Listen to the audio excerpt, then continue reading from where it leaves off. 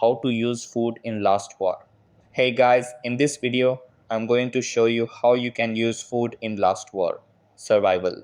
So make sure to watch this video till the end and let's get started.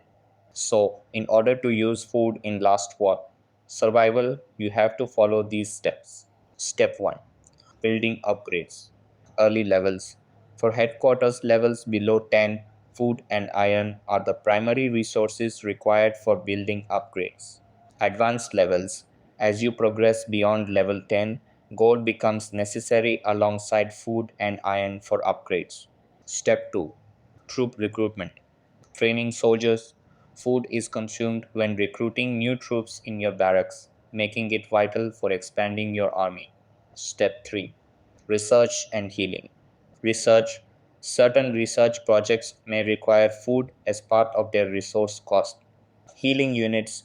Healing your wounded troops after battles often demands a substantial amount of food. Step 4. Resource management tips. Resource chests. Utilize food chests to gain additional food resources. These chests scale with your headquarters level, providing more resources as you advance. Inventory management. Keep resource chests in your inventory until needed to prevent potential looting from enemy attacks. Alliance contributions.